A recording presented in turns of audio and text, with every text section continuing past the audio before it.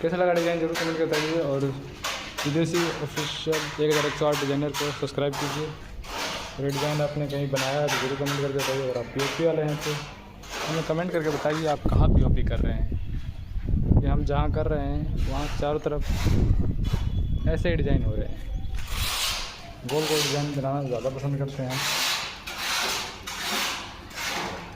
like share comment and